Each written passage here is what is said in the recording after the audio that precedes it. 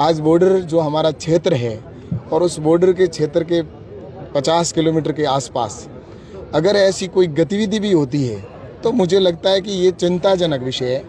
जैसलमेर के अंदर एक मस्जिद बनी हुई है जो सिर्फ 5 किलोमीटर की दूरी पर है और उस पंचायत के अंदर टोटल आबादी भी लगभग 60-70 या 100 से अधिक नहीं है, लेकिन उसके बावजूद भी वहाँ पर करोड़ों की, कम से कम 5-7 करोड़ की वहाँ पर मस्जिद बनी है। उसके लिए 100 किलोमीटर कांग्रेस की सरकार के समय में सड़क बना दी गई स्पेशल। तो आप सोचिए कि वहाँ पर कौन सी गतिविधियाँ होती है बॉर्डर के ऊपर। तो इसलिए ऐसी जहाँ भी होती है कार्रवाइयाँ, निश्चित रूप से उसके ऊपर मुझे लगता है कि प्रशासन अपना काम कर रहा है। और ये क्योंकि बॉर्डर का विषय है, आज मैं बांग्लादेश के अंदर, बंगाल के अंदर वहाँ पर था चुनाव प्रचार में, तो मैंने देखा कि वहाँ पर भी जिस प्रकार की स्थितियाँ बनी हुई थी बॉर्डर के ऊपर, अगर इस समय भारतीय जनता पार्टी की वहाँ सरकार नहीं बनती तो आने वाले 10 साल बाद में बंगाल बांग्लादेश में चला जाता। ऐसी स्थितियाँ भयावह बनी हुई थी। तो ऐसे ही बॉर्डर का एरिया पूरा जो है उसके ऊपर निगरानी रखने का आम जन का काम है और प्रशासन का काम है, और प्रशासन अपना काम कर रहा है।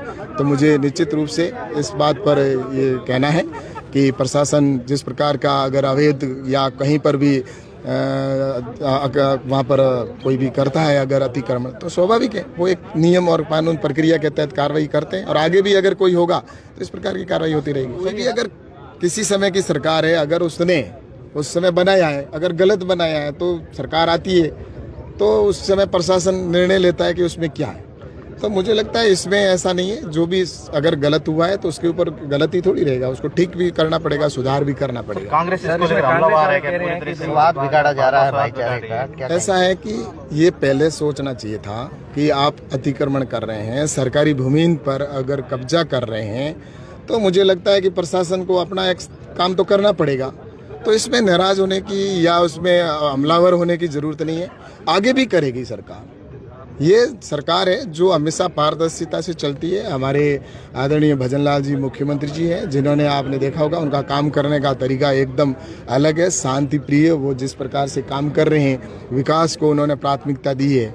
और मैं तो सोचता हूँ कि भजनलाल जी की सरकार ने पिछले 2.5 साल के अंदर जिस प्रकार का काम किया है, उसी काम को आज जनता अप्रिशिएट कर रही है। और उसी कड़ी के अंदर ये बॉर्डर को भी निश्चित रूप से, क्योंकि बॉर्डर हमारा पाकिस्तान जो एकदम बगल का देश है, जहाँ पर किस प्रकार की गतिविधियाँ होती है हम सब जानते हैं।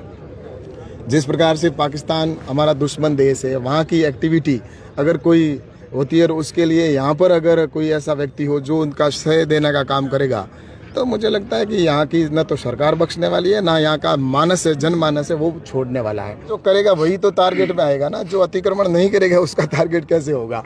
तो इसलिए जिन्होंने अतिक्रमण किया है उन्हीं को टारगेट किया है। और आगे भी मैं तो कहता हूँ कि अगर अतिक्रमण करेंगे या कोई ज़मीनों पर किसी का कब्जा करेंगे, जिस प्रकार से मैंने एक देखा चौटन के अंदर, चौटन के शिव विधानसभा का मामला था पिछले कांग्रेस की सरकार के अंदर।